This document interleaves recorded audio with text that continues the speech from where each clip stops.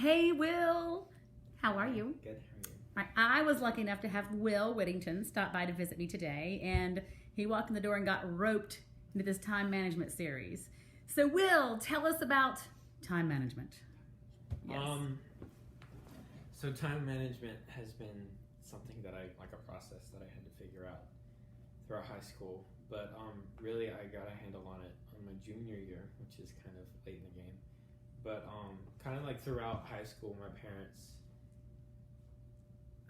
I procrastinated and they saw it as procrastinating, so they forced me to work on different things throughout the week, which didn't really help, and I didn't really do that well on it. But in class, in Miss B's class, we talked once about like different time management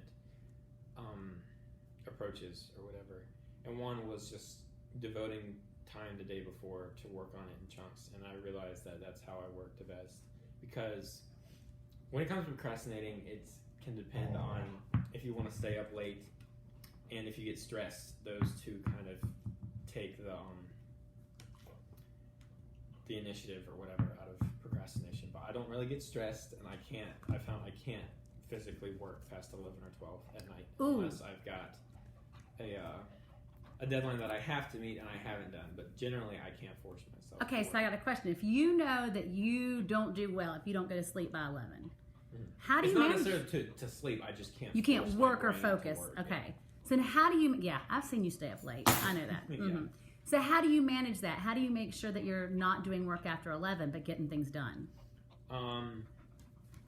So after class, so now I just devote the day before to working on the whole day, because I work best in chunks and work best in blocks. So I devote the day before to doing what I have to do for the next day, and not the night before. I devote the day. That's important. The day before, not the night before. It can spill over into the night before, but it's the whole day that I'm working. All right, so I got a question. So you leave class, and what happens next? Say you leave your math class, or what's a class you have right now?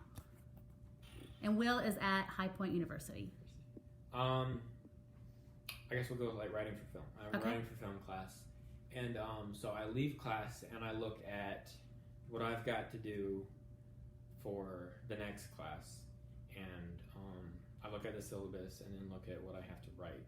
Okay. And so Monday, I guess I'll use an example. Monday, I've got to have 5 pages of a script done that we're writing. Okay. So I know I can't write 5 pages in a day, so I've written about 1 or 2 yesterday and the day before, but I'm going to write the majority of them today and tomorrow, just because I know I have time and I know I can focus. Whereas during the week, I can't focus on one, because I can't overload myself. I just can't physically do that, because if I overload myself, I shut down, don't do anything, which definitely isn't productive.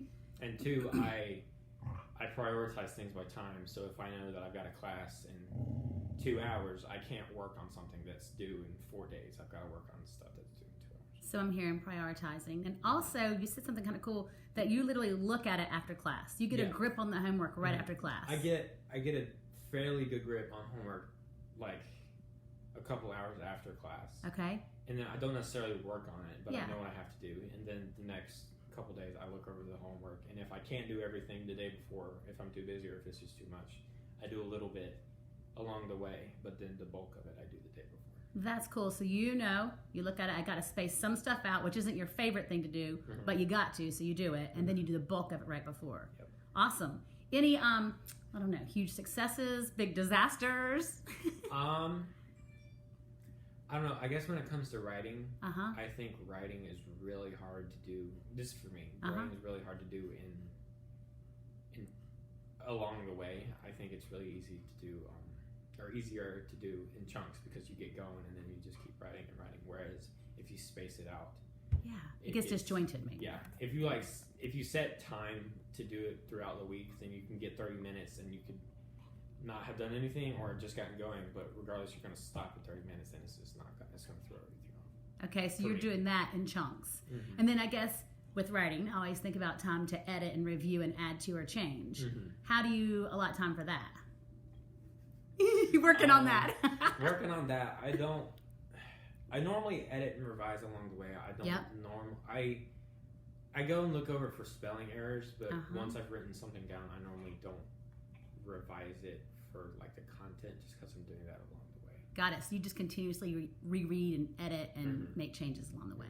I'll write it down and then I'll read it in my head and then I'll read it again like on the paper. And if it sounds the way I want it, then I just leave it. And if it doesn't, then I'll think of something to change it. That's awesome. Okay, couple last questions. As a homeschooler going off to college, how are you prepared, or how do you feel like you maybe were not prepared? If there was anything, I don't know.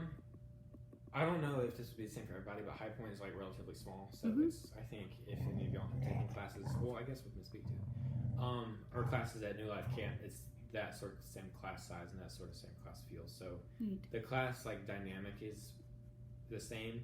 Nice. And I think the work is a lot the same, where they just give you a chunk to do and you get it done instead of like little bits of homework like they would have in public school. So they, like the teachers, give you a chunk to get done, and then whenever you get it done is whenever you get it done, but you gotta have it done by a certain time.